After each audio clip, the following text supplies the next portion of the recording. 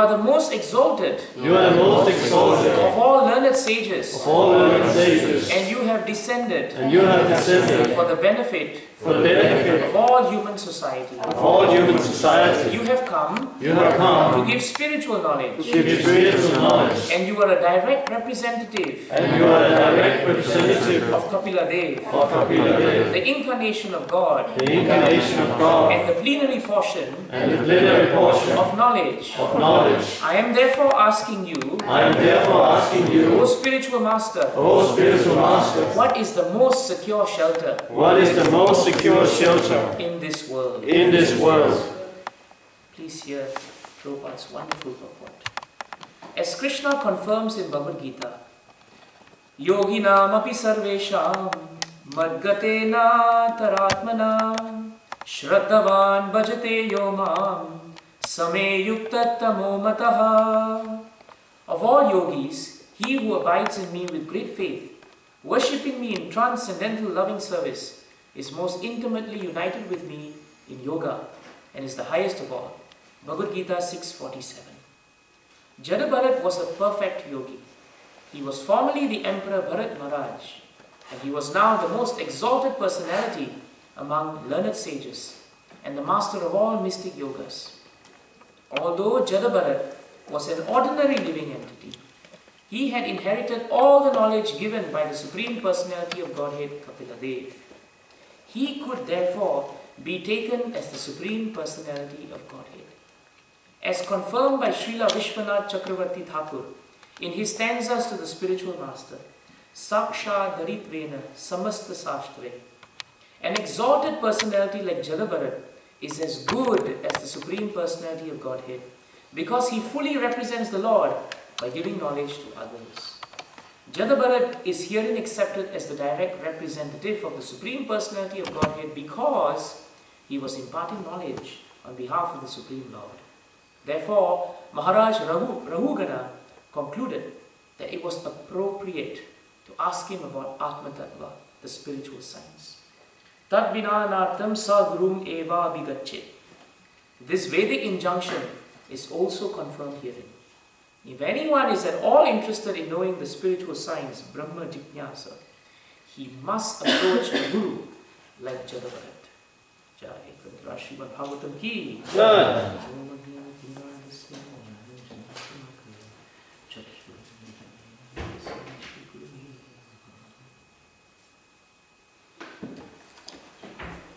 His Grace Manidhar Prabhu is not feeling so good, so I was informed by Tejas Prabhu to look at the class.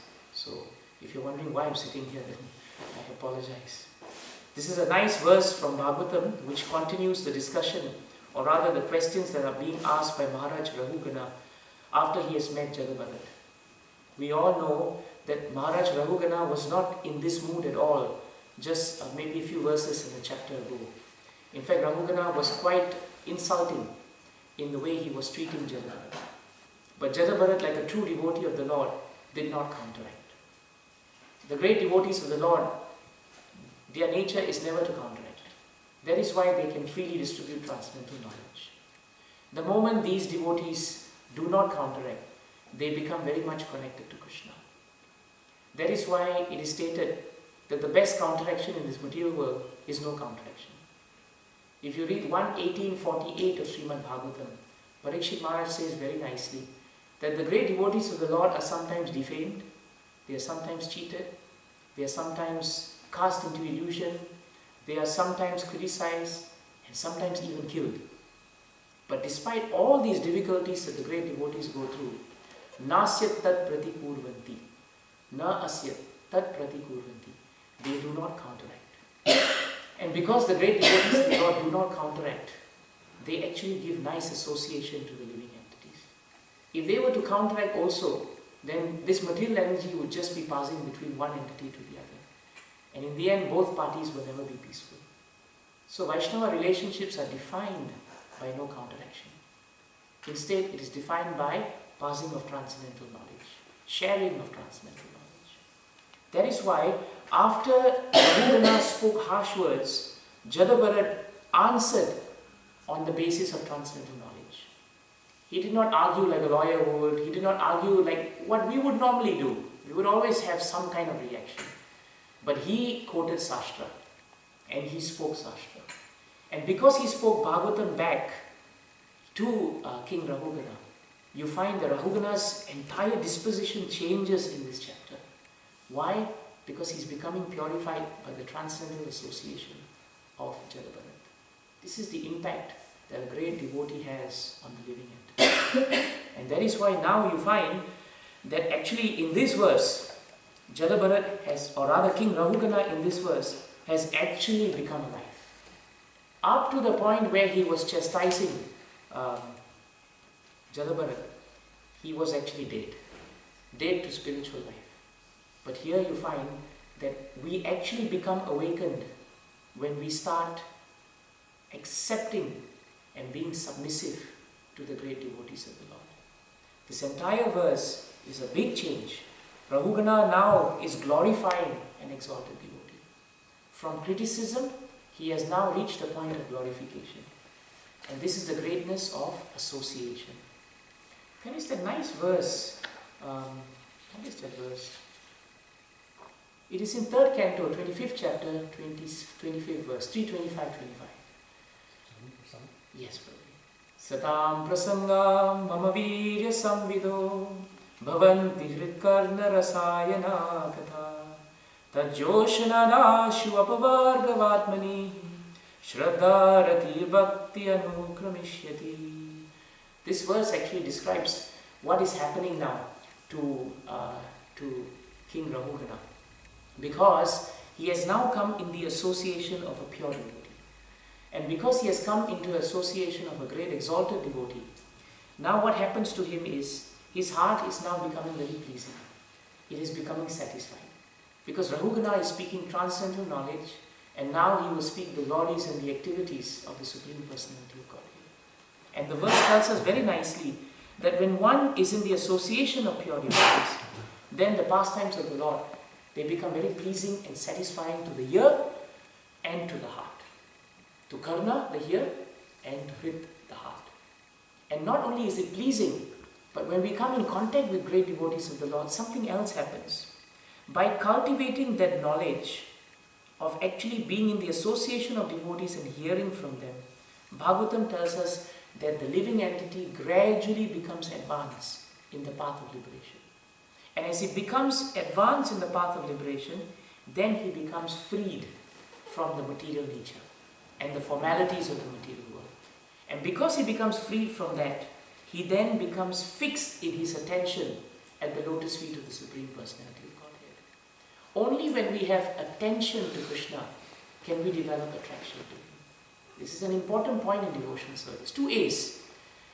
This is stated by Kunti Mata in the 1st canto, 18th chapter, I think on the 42nd verse. She says very nicely in that verse that Tvayime Ananya Vishaya. She is praying to Krishna. Ananya means, Krishna, let me be so much focused on your devotional service and lotus feet that I should have nothing else in my mind, Ananya, except you. And she says that if Tvayime Ananya Vishaya, then she says, Mati Madhupati Asakrit. Let my mind, Matihi, let my attention be constantly fixed at your lotus feet. And because there is Matihi on Krishna, in the 3rd line of Bhagavatam, that verse, she then says, Ratim Udvahata Addaha. Because I am fixed at your lotus feet, therefore let me become attracted to you. That is why the Vaishnavas tell us, until we become attentive to the words of great devotees, it is very hard to become attracted to Krishna. We're always running after this idea, when will I be attracted to chanting? In the morning, chanting can sometimes be very relishing, but after the first hour passes, or maybe after 45 minutes passes, it can become a bit of a drag. And every time we are thinking in our hearts, when will I have that attraction where I don't even see the time and I'm just chanting and chanting. That is attraction. But before that comes, Kunti Mata correctly says, be attentive to Krishna. Just like in school, if a student is attentive in a class, chances are he becomes attracted to that subject. The result of that is he does well. But if he's not attentive in class, how can he become attracted? And therefore, how can he do well in the subject? This is the beautiful psychology of Bhagavatam. So this is what is happening to Rahugana. He has now heard from the lips of a pure devotee this great Sashtric knowledge. And now being touched by him, it has become pleasing and satisfying to his ears. Unknown to him, this knowledge is gradually making him advance. And Bhagavatam 3:25 says, when he becomes freed and his attention is fixed, then there is attraction. And then at the end of that, real devotion and devotional service begin. So this is the process that is being shown to us by the exchange of these two personalities. Prabhupada makes it a point in the purport to actually focus on the greatness of Jadabharat. And he says that because Jadabharat is considered to be a great yogi, he is considered a yogi because he is a great devotee. He is fixed at the lotus feet of Krishna and he is worshipping him in transcendental loving service. And Prabhupada makes it a point to say that even though Jadabharat appeared to be an ordinary living entity, because he was transmitting the message of the Supreme Personality of Godhead, he has become a transparent via medium. This is actually the qualification of a great devotee of God. That is why our Shastras tell us very nicely, I think in 434 Bhagavad Gita, it is stated, Krishna says very nicely to Arjuna, that you please first of all just try to learn the truth by approaching Guru. Tad vidhi pranipatena pariprashnena sevaya upadekshantite jnanam jnanivas tattvadarshinaha. This verse in 434 is very much related to this verse today, because it is telling us how we should actually approach a great devotee. So two things come out from Krishna's transcendental lips. One is, you please try to learn the truth. And that is what King Rahugana is going to do. After he glorifies the great devotee Jadabharat in 4-5 lines, in the last line, he now begins to inquire. And the first question he asks is very nice. He says, I am therefore asking you, O spiritual master, what is the most secure shelter in this world? This is a question we should all be asking. This is the reason why we are here. The most secure shelter we have is right where we are. This is the most secure shelter. Anything outside of this shelter is never secure. So Jadabharat is very pleased now. Rahugana is asking the right question. Why? Because he's following the principle of 434. He has now tried to learn the truth by approaching Jadabharat. He glorifies him as a direct representative of the Lord. And Prabhupada states that Jadabharat is as good as the Lord in his plenary portion as Kapila Dev. Because all the principles of Sankhya Yoga that you will read in the 3rd canto of Bhagavatam is actually very nicely summarized now in the next 2-3 chapters by Jadabharat. Hence his connection with Kapila Dev. So this is why Prabhupada writes in the purport specifically why Jadabharat is considered to be the representative of the Lord in his form as Kapila Dev. So the verse tells us, you please learn the truth by approaching Guru. How? We must inquire from him submissively. Rahugana at the beginning was kicking and chastising Jadabharat. So how could he receive knowledge? When one's head is in the sky, he is never going to be submissive. But once he becomes submissive, then the Guru becomes satisfied. So the first principle we must understand from this verse is the principle of submission. And that is what Krishna is telling Arjuna. Please inquire from the great spiritual master, the great devotee, submissively. And this submission in Shastras is very nicely shown. If you read the pastimes of Lord Parashuram, who is none other than Krishna, you will find there's a very nice episode that shows the extent of his submission. Parashuram had gone to the forest to gather wood, and he had his 4 brothers who were actually in the cottage with his father Jamadagni. His mother Renuka had gone to fetch water from the lake, and after fetching water she comes back and gives it to the husband. Jamadagni is a great sage, and he has great vision. The moment he sees his wife, he could understand that while Renuka was actually fetching water from the lake, a very beautiful looking being known as Gandharva, he was passing by the lake. And Renuka had actually seen this Gandharva, and she had remarked to herself in her heart, what a wonderful looking being. So Jamadagni became upset, and he said that, my dear wife, you have now become unchaste, because your mind has rested for a moment on the beauty of another man. My spiritual master says if Jamadagni had lived in Kali Yuga, then he would be appalled. Because if this was the standard of chastity, then we all finished in Kali Yuga. So anyway, Renuka now has become the subject of the wrath of her husband. So he summons his 4 sons who are in the hermitage and says, you have accepted me as your father and I am also your spiritual master.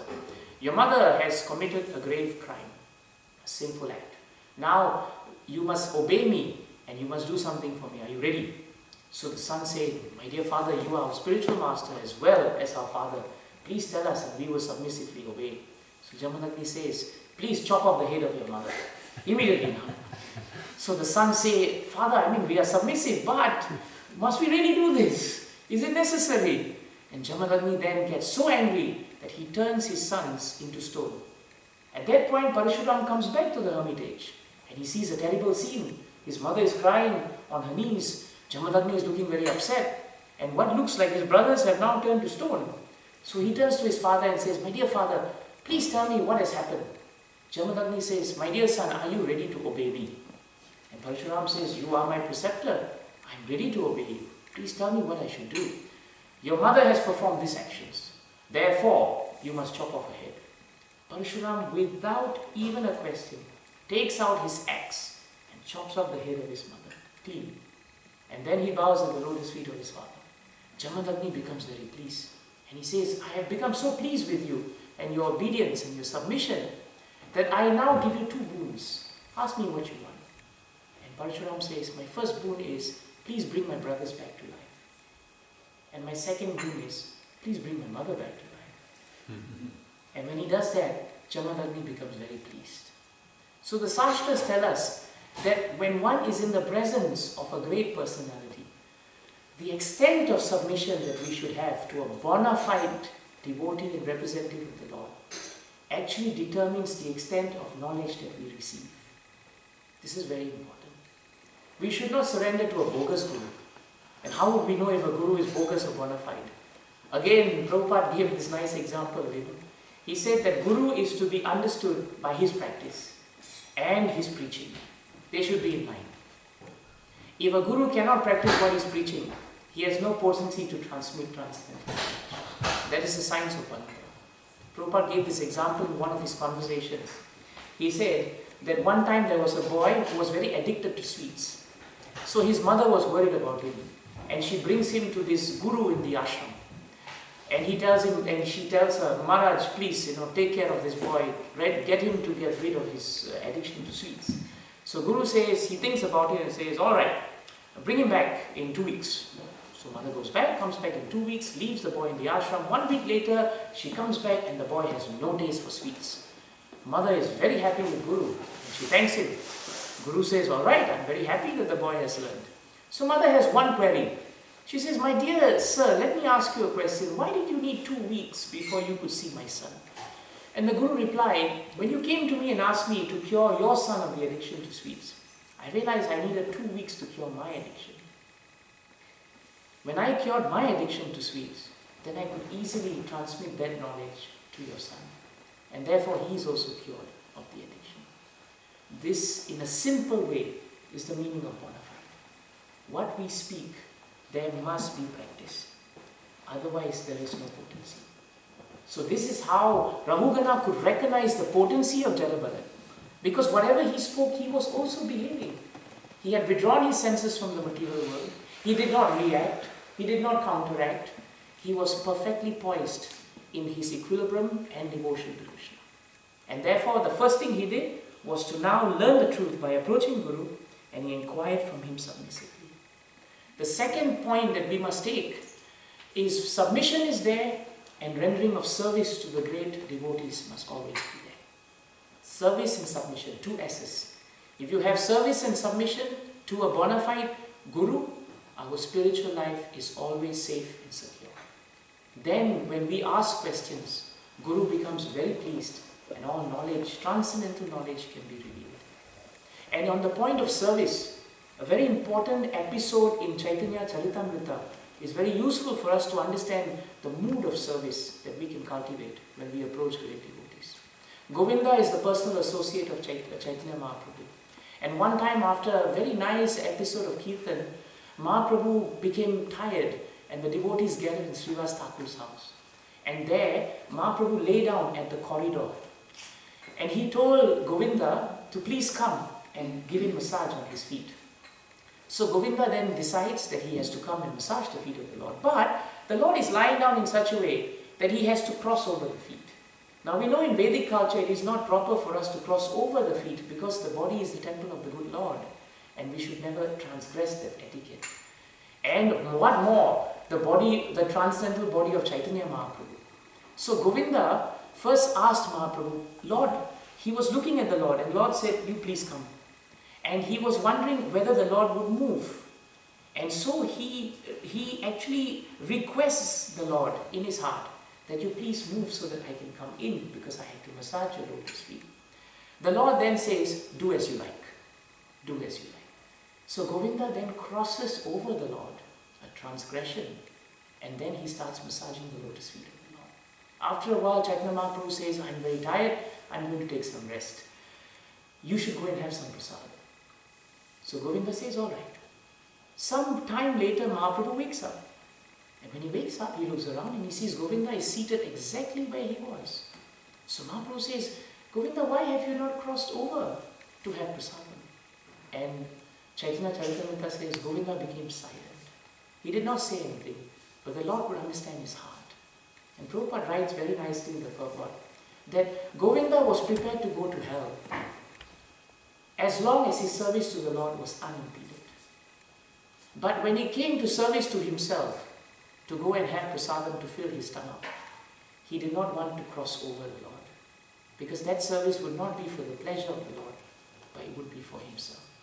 A very subtle, but very important point we should remember. Why are we doing service? The aim of service is to glorify Krishna and his devotees. If we have that mood in mind, then any activity that we do will always make us peaceful. Otherwise, because the consciousness is not right, it becomes service to our senses and not service to Rishikesh, who is the master of the senses. So these 2 points are very important as foundations for how we relate to the great devotees of the Lord, how we submit to Krishna. And the last point that I can take from this verse is actually the statement that Prabhupada takes. Therefore, Maharaj Raghugana concluded that it was appropriate to ask him, meaning Jadabharat, about Atma Tattva, the spiritual science. Tad vijnanartham sa gurum eva vigachet. Prabhupada writes, this Vedic injunction is also confirmed herein. If anyone is at all interested in knowing the spiritual science, Brahma Jignasa, he must approach a guru like Jadabharat. Notice the word must.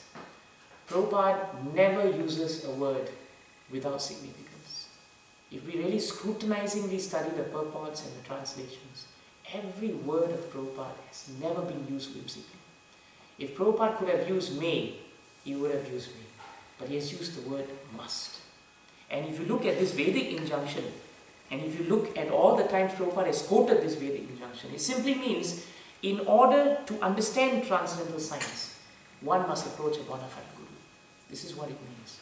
And if you study this injunction in all the various places Prabhupada has spoken, in one particular purport, I think it is in 4th canto, 21st chapter, 31st verse. In that purport, Prabhupada quotes this verse again, and then he says that the word eva vigachet does not refer to may. It is actually must. Meaning, there is no option. That's what Prabhupada writes. There is no option. Meaning, if one wants spiritual success, one must approach and surrender to an exalted devotee of the Lord. Why? Because the great exalted devotees of the Lord, they are so exalted, they are as good as the Supreme Personality of Godhead. And if we want to understand that, we can understand it in the life of Srila Prabhupada. If you read Giriraj Maharaj's book, Watering the Seed, there is one episode that he describes wonderfully this point that Prabhupada describes. Prabhupada had gone to one of the, I think it was a judge, a retired judge in a congregation. I forget the country, maybe it was India. And Prabhupada had gone there because the retired judge had invited Prabhupada and the disciples over for prasad. So when they went there, the disciples had gone with Prabhupada, And there was also little Saraswati.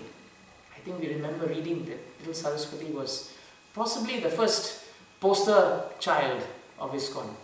And she was always seen dancing, and she was really very much pleasing to Prabhupada because she was the future of ISKCON. So Saraswati also tagged along. And the judge at the end of Prasad and everything gifted Prabhupada with a deity form of Krishna. So Prabhupada takes the deity form of Krishna in his hand, and Saraswati is excited because she's a little girl. So then what Prabhupada does is Prabhupada then gives it to Saraswati. And this exchange is being witnessed by the devotees. And at that point of time, Saraswati takes the deity of Krishna and she looks at it. Then she puts it down and says, "Child, the attraction and attention wavers," she moves around. Then Prabhupada takes the deity and he hides it behind. So Saraswati turns back to the table and there's no deity of Krishna. So she starts becoming anxious. Giriraj Maharaj says that everybody around started to ask her questions like, "Saraswati, where's Krishna? Where's Krishna?" And when you have a toy and the toy is taken away, and when parents say, "Hey, where's the toy? Where's the toy?" actually it enhances the anxiety of the child. So the child Saraswati became very agitated because she was wondering, "Where's Krishna? Where's Krishna?" The devotees didn't help because they kept saying, "Where's Krishna? Where's Krishna?" And she couldn't understand where was Krishna. And then Giriraj Maharaj writes, one devotee then said, he phrased the question differently. He said, "Saraswati, who has Krishna?" And the moment he said, "Who has Krishna?" Saraswati's face lit up. She points at Srila Prabhupada and she says, "Prabhupada has Krishna." And all the devotees laughed. And Giriraj Maharaj writes saying that at that moment it seemed like a beautiful exchange between a pure devotee and a child. But he also felt that Prabhupada was teaching something much deeper. He wrote there that Prabhupada, he could understand that Srila Prabhupada is such a pure devotee that he is as good as God, because if Krishna wanted, he could reveal everything to him and he could then transmit it to the world. The other point Giriraj Maharaj brought up that was very nice in that exchange is the great devotee of the Lord really has Krishna. He has Krishna. He has him in his hands. If you read 9.463 of Bhagavatam that we quoted yesterday, Krishna confirms this, saying that he's not independent of the devotees. He's always dependent on the devotees. That's the beautiful exchange between Krishna and the pure devotee. And Giriraj Maharaj writes that he could see how wonderful it was. It just suddenly struck him that Prabhupada had Krishna with him. And if anyone surrendered to Prabhupada, Prabhupada could just give them Krishna. So the message is so nice from Bhagavatam that our devotional process is very simple. We should avoid these mental speculations which actually have no basis and which actually bring us agitation. To avoid mental speculation, we should follow and repeat what the great Acharyas have given us. This is the simplest thing that could be done. We just take the essence and assimilation of their consciousness, our spiritual masters, Srila Prabhupada, and all we have to do is repeat. Don't subtract, don't divide, don't add, don't minus. Just by repeating, even if we are possessed of inability, if we try our best to repeat to the best of our endeavors, that is our perfection of existence. That is the secure shelter that Rahugana is now asking Jadabharat. And that will be found in the verses that will come. Jai Grantaraj Srimad Bhagavatam ki. Jai. Jai Srila Prabhupada ki. Jai. Jai Gaura Premanande. Jai. Are there any realizations that devotees would like to share? Prabhu, please. Prabhu, you mentioned Parasuram. So I'm wondering, because we know he was defeated by Bhishma. Yes. And you mentioned he was incarnation of the Lord. Yes. So what kind of incarnation of the Lord is it, you know? Parashuram is considered, of course, in normal terms, he is considered one of the 10 more prominent incarnations of the Lord that we see in Vedic culture. As far as I remember in the first canto, and as far as I remember reading the teachings of Lord Chaitanya,